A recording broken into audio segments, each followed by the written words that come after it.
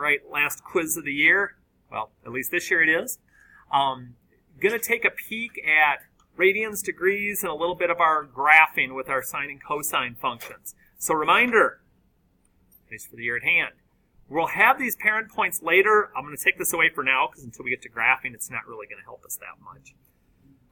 Converting degree to radians, radians to degrees. One thing to keep in mind. Pi and 180 degrees are the same thing. Why is that important? Because when we want to divert degree into radian, radian means there's pi in the answer. So to get pi in the answer, we're always going to multiply by pi over 180. And that's going to be true for all of these. We always want pi on top when we are in radian mode. So how do I get it simplified then? Well, I'm going to multiply straight across, which isn't going to be too complex. And then here's the only thing I really got to remember. When I go to my calculator, because I need to reduce the fraction, don't put the pi in. That'll get you some real funky stuff. And whatever my fraction simplifies to, we just make sure the pi is with it. Good. And that's true for all of these. It's just multiply across.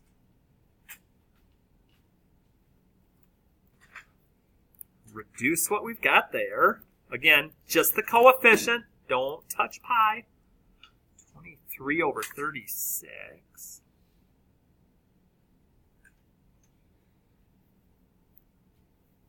This last one I think I can just do in my head, actually. You're like, really? Yeah, because here's how I'm going to do it in my head. Just kind of an inside trick. Whenever you're dealing with big numbers like this, if both of them end in 0, okay, you can kind of just cancel out the zeros. And now it's negative 19 over 18, and nothing goes into both of those. You still can type it in the calculator. It's not, a bad thing. It's not like you'll get a different answer. But if you're ever looking for a shortcut on something, that's an option that we have. Okay, so that's degree to radian. What if I want to go the other way? If I want to go the other way, I want pi to be gone. Okay, so when we're in degrees, no pi in the answer. So how am I going to achieve that? I'm going to take that fraction I've been using, and I'm going to flip it over. Okay, why is that doing me any good? Because it makes it where the pi's can go away. If they're side to side, if they're horizontal, I can't cancel them. But now, I can do 13 times 180 and divide by 12.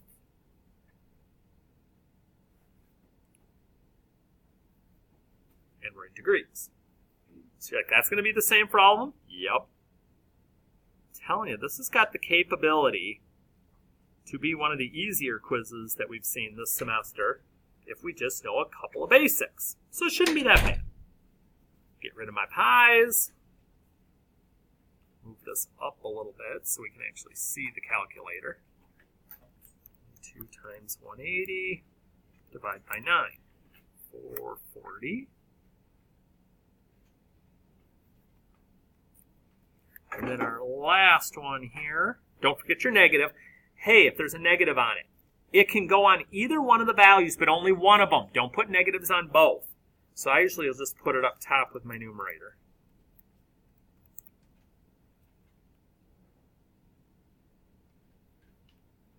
We're set. Okay. So radian to degree, degree to radian. Just got to keep straight which one we want pi with and which one we don't. That's about it. The next part, almost as easy.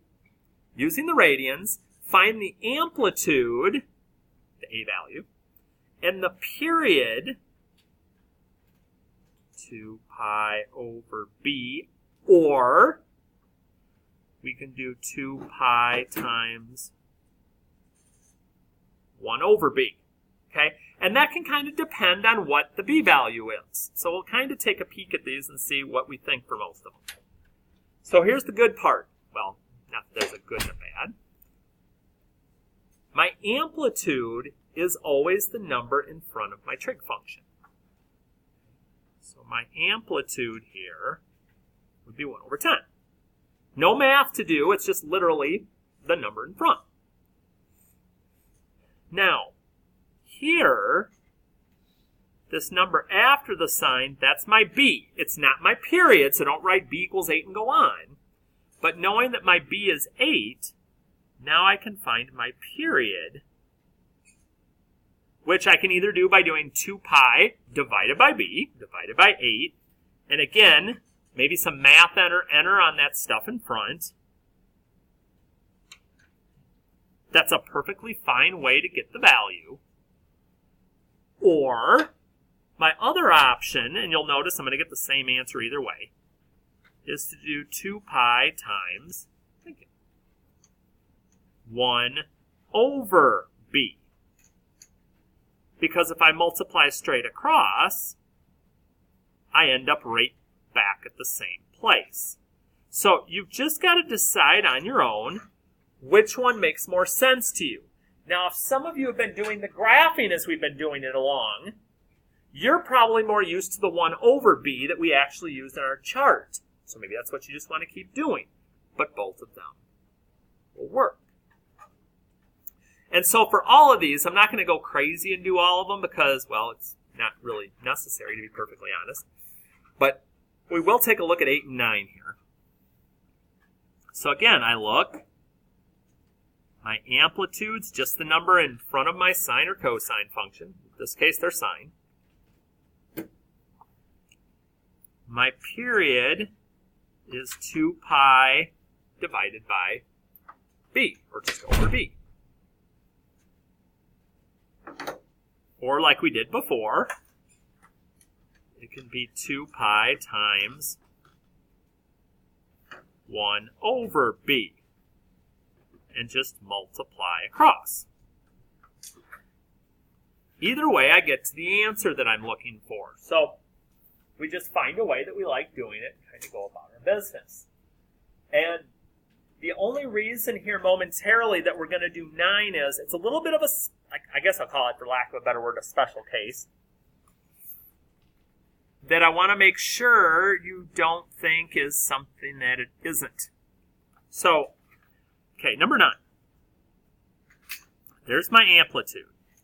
Here's my question, though. What's my b value on this one? 1. So my period is just 2 pi over 1, or 2 pi. It doesn't change. So if there's no value in front of my angle measure, x, theta, whatever it happens to be, we just leave it. And again, for number 10, that's one I think you can do on your own. Because again, you've got 3 examples now of what that would look like to get my values for those. Okay? So basically, there's the first over half. Okay? The quiz tomorrow. Nothing too bad, just with a little bit of practice. Now again, it may look like it's easy peasy simple, and I personally think it is. But even if it's not, you'll need to do some practice on your own besides just copying what we're doing, or it might not click quite as well as you think it is. And if we need to come back to this in a while, I'll be happy to flip back over. But for the time being, we're going to flip it. Because on the back, we got some graphing to do. Okay, now is officially when this comes into play. Again, those are my angle measures. That's my theta. So when I'm making my little chart here, oops.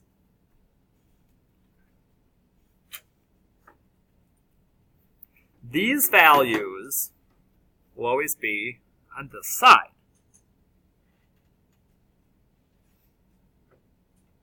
I probably shouldn't have put it quite that close to my graph, but that's all right.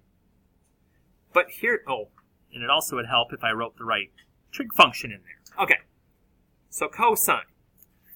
This is the part you've got to get to a point that you're remembering, okay? Because you're going to be given this part, but you're going to have to know base sine, base cosine numbers. That's not being given to you. So whether tomorrow you draw yourself a circle and do your unit points with your coordinates to figure it out, or you just have this in your head long enough that once you get your quiz, you can quick write these down. Okay? But here I've got to know that my cosine is 1, 0, 1. Oops, negative 1, excuse me. 0 and 1. And here's the other piece I got to remember. Okay, when I've got my a value,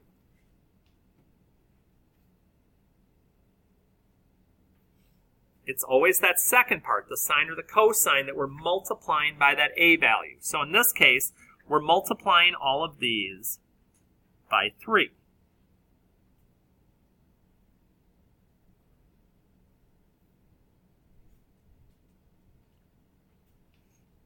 And so once I multiply these through, now I've got my angle measures and my points. And those are the things that I need to be able to graph this. So, I'm going to label my x-axis with my radian measures. I'll label my max and my min. And now it's just like plotting points. 0, 3. Pi over 2, 0. Pi, negative 3. 3 pi over 2 is 0, and 2 pi is back to 3. Because a cosine graph kind of looks like a big U, unless there's a negative somewhere. Which we might even change one of these to be a negative, just so we can see what it looks like. Ooh, I see a good one to do that too, here in a little bit too. So all that changed that time was my A. And so I look at number 12, and I'm like, hey, it looks like the a value is the only thing that's changing again. So what's that mean? Well, it looks like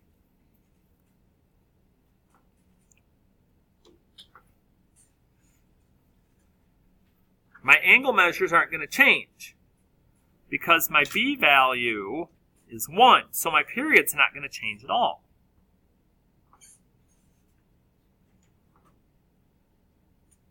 So that's one part I can roll through pretty quick. My sine, just as a reminder, so 0, so 0 up, 0 down, 0. But I've got that a value. So I'm going to multiply all of my sine values by a half. 0 times a half is 0. 1 times a half is a half. Back to 0. Down to a negative half. And back to 0. And I've got my values ready to go. So you notice there's not a ton of math involved. It's just certain numbers I got to know to get them into the right spots.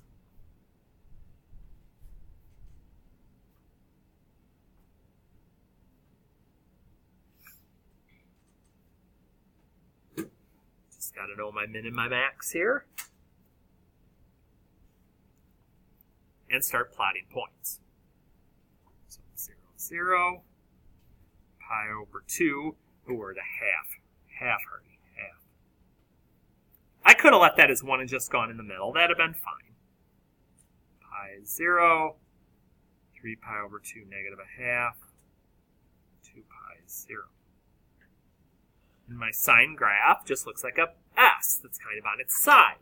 So it also reminds me what that should look like in case I'd get them mixed up.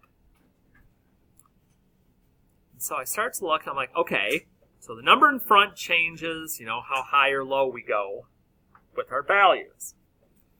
So I take a little closer look and I go, okay, let's see what 13 brings us. Now 13's a little different. 13, as I get up a little higher, I notice this time I have a b value. So my period is 2 pi over b, or in this case, just pi. So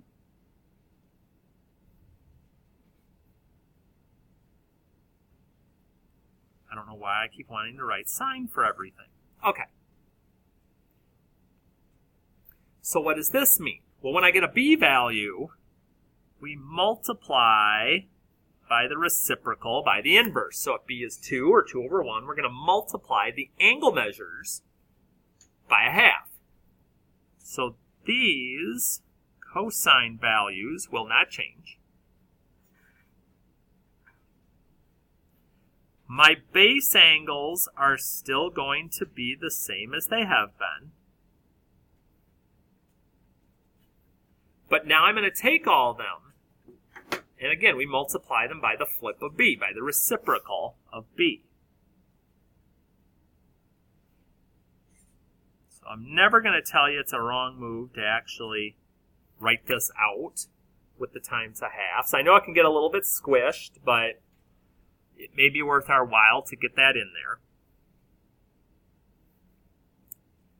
And I just multiply straight across and look to see if I can reduce. Sometimes I'll be able to, sometimes I won't. But here's the big one. Okay, 2 pi over 2 is pi, and these two, as long as they match, tell me I did all my math work right.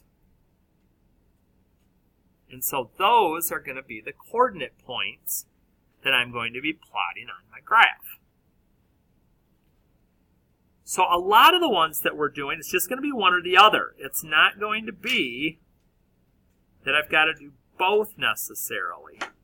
But I do always need to label my points on my graph. That is not optional. And then again, I know cosine always starts not at 0, but at some other value. And I just copy the coordinates to get there.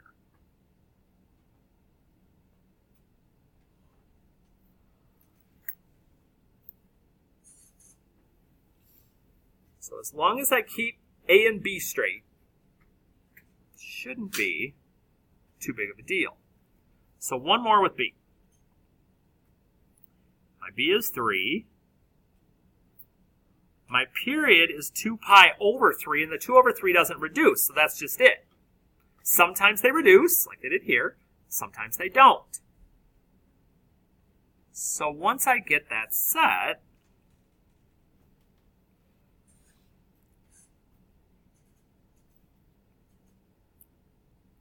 again, if I have an A value that's not changing, if there's not a number in front of my sine or cosine, those numbers will stay the same.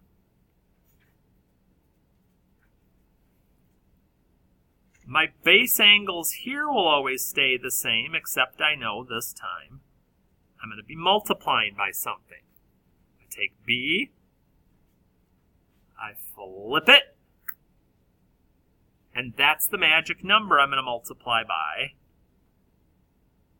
all the way down.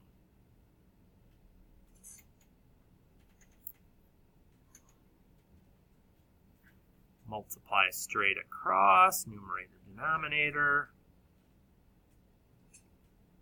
Now here, when I multiply across, I end up with 3 pi over 6. But again, I can reduce the fraction. Try Math Enter if you're not sure. Oh, and here comes the big one.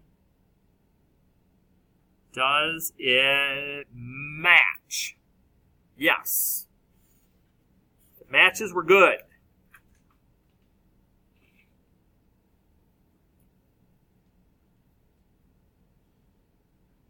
And so I'll copy my new angles in.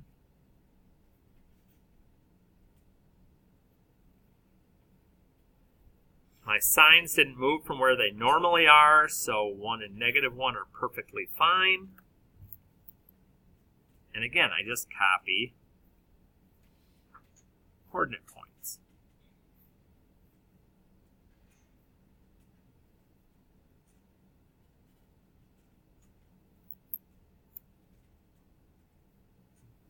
Now, 15 we're going to change a little bit.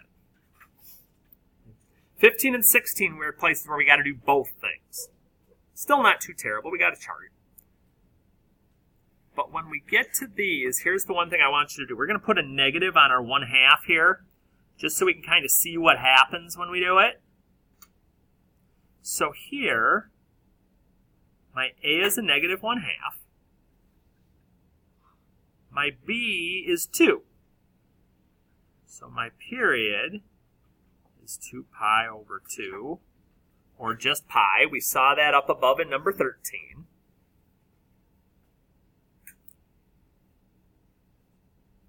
So here, we're going to keep doing what we've been doing. I'm going to write down my sine values. I'm going to write down my angle measures.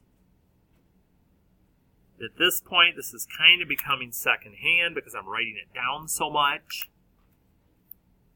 And so now I just got to keep straight. Okay, what's up with the 2? What's up with the negative 1/2? Again, your A value always goes with your trig function. So I'm going to multiply all of these values by negative 1/2.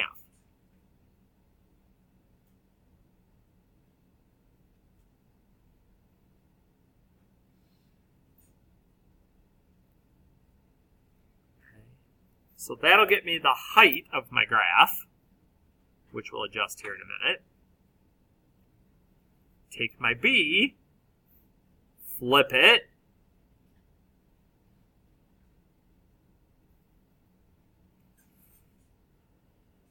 we're going to multiply all of these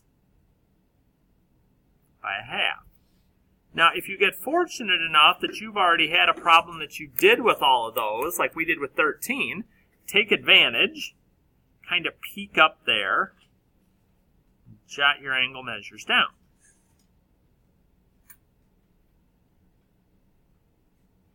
And again, make sure that your period and your last angle measure match up.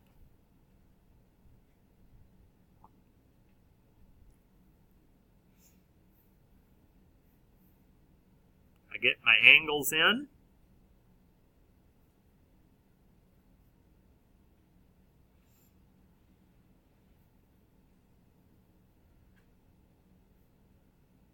And I figure the only thing we might notice here, because we've been connecting points all along anyway, so 0, 0, pi over 4, negative 1/2, pi over 2, 0, 3 pi over 4, 1/2, and back to 0, is that normally our sine graphs, like we had in number 14, tend to go up first. Well, if your A value is negative, it just flips it, and we end up going down first. That's the only difference that it's going to have as far as that goes. But it can, and we saw that. And then the last one, I was not purposefully trying to trick you. Okay, we're going to rewrite this one, just so you know what I'm up to here. Okay, that's the equivalent when you see that fraction with your theta. It's just like having a fraction in front. And so what we're going to do, so we've got our A is 4, and our B is 1/2. So,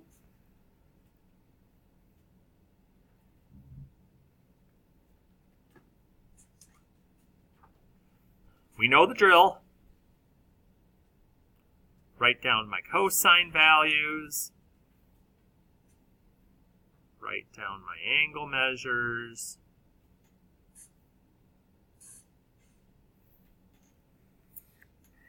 And I just got to keep my A and my B straight. A goes with my cosine values.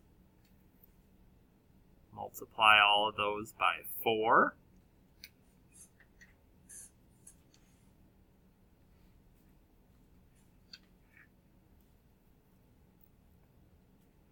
Flip my B, that's what I'm going to multiply my angle measure by.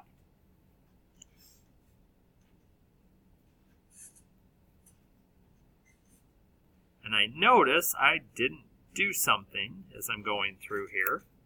I didn't do my period equals 2 pi. I'm just going to flip this. I could do divided by a half and do it in the calculator, but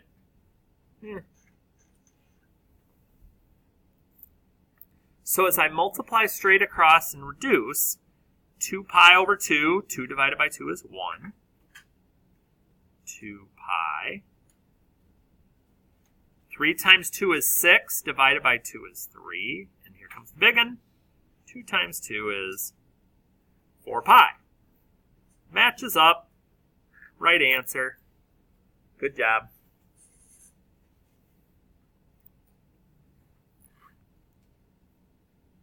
And now it's just all copying.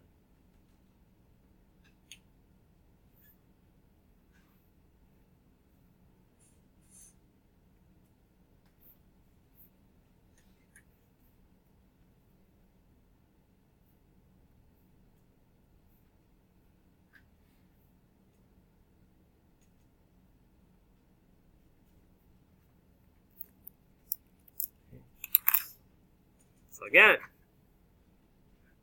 this is the quiz. The only thing that's different is that A and B values have changed. Otherwise, it's the same type of thing. A couple of questions of each type. Just gotta know. I gotta put it up again. Okay, because you get the angle measures, you've got to know those. If you know those, easy peasy. This is a nice grade to give you a nice little bump going into the post-test and the finals next week. And again, just to kind of give you a heads up on that, as far as our scheduling goes, we've got this quiz tomorrow. I can even kind of show you here. I'll put this back up in a second if we need to, which is A-okay. Oh, I probably should stop.